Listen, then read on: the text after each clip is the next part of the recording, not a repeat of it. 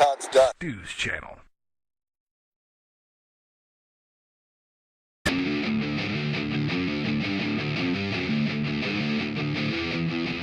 That it's beautiful. It's just a nice bead underneath there, joining the two surfaces. The nice part about this is, well, two things. We got to experiment with some CA, which didn't go exactly as nice as I wanted to. Switched over to the epoxy, and everything was awesome. This, of course, is drying, but that really doesn't stop us from continuing with the project that we have going on over here, which is to do these CA hinges. What I'm going to do right now is pull the CA hinges out. It looks like one might be in there. I'll have to look or dig and see if it actually is inside there. Let's take a look. And it is inside there. So this is going to require some very small tweezers, or tweezers in general, to get it out. This is from, of course, bumping it around and that sort of thing.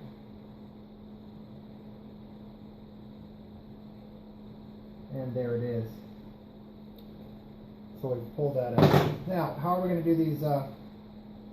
These are pretty simple. They're pretty straightforward. Generally, sliding your wing around, making sure these are straight. Get it into one slot. Generally, they all follow suit. That's not always the case, but in general, they usually will all follow suit and start going right into the slot. On this side, I'm just going to line these up nice and straight and see if I can slide these into their respective slots as well.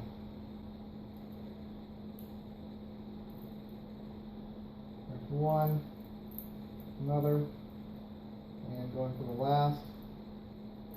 Slide it around. Everything is in. Everything is nice. The wing itself is even. The tail is dry. We've stuck in the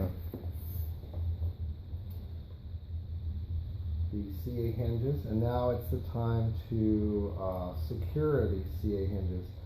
Should I stick a pin in there? No, I don't really need to stick a spacer in there. If I move this up and down, it's going to create its own natural space. And you'll see, if you look across the entire thing, the space is even.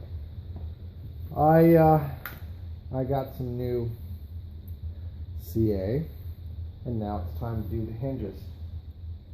Basically, you don't really worry about this getting on the wing surface itself, because it pretty much just sucks it up.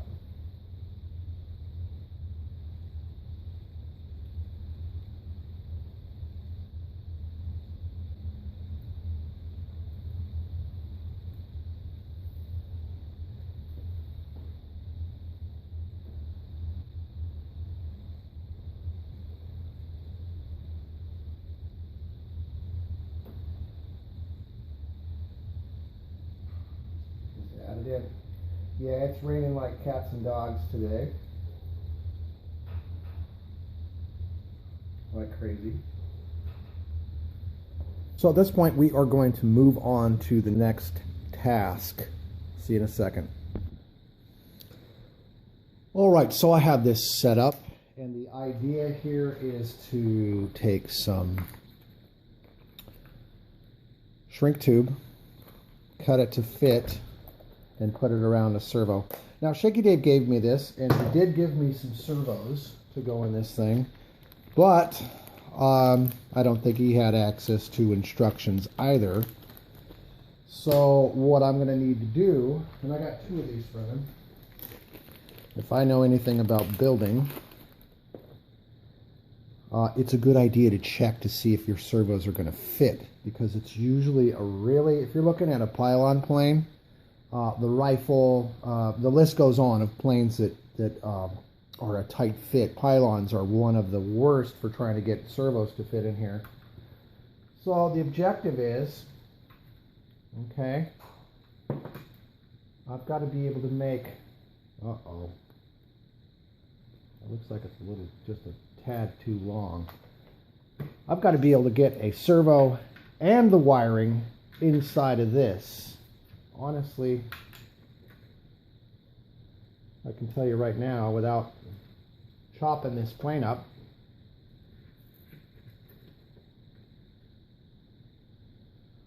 that servo's not going to fit. Let's see.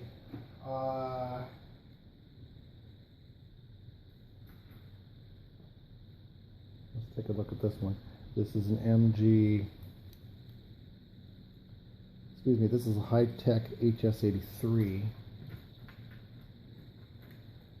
That will fit, potentially. Let me see if I can tug on it in either direction.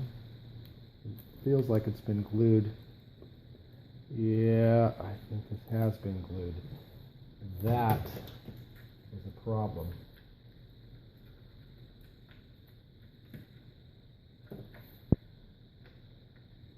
That is a problem. That's a lot of. Woo, that's going to be interesting.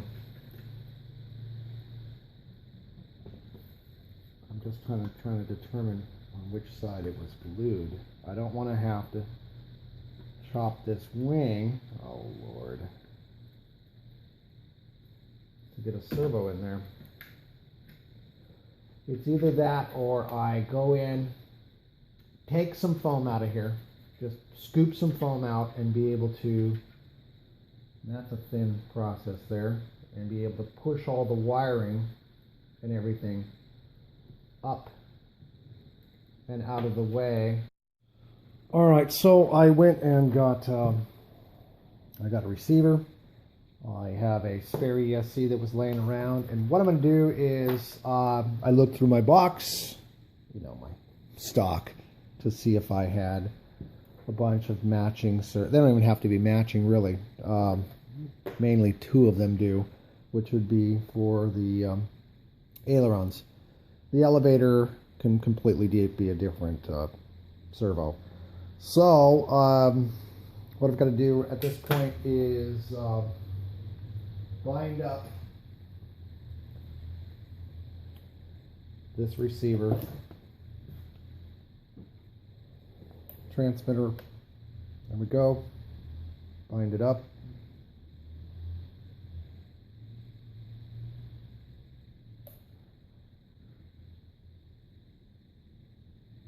and it appears as if it is indeed bound. Take out the bind key. Let's do some tests here.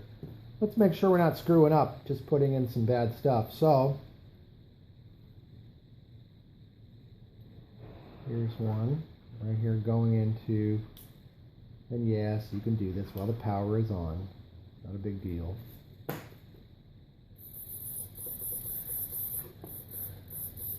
Works. I've decided what I'm going to do to make the space inside here. And you can see I've got some ironing to do. Obviously this thing is set around and probably in the heat or in a box. This is foam that's inside this.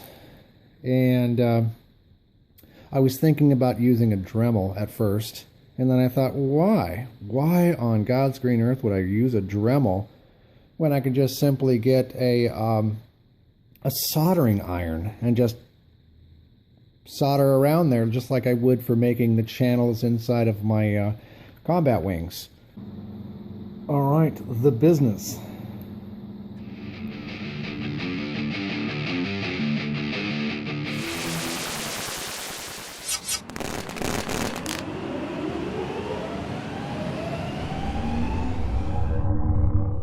Stu's channel.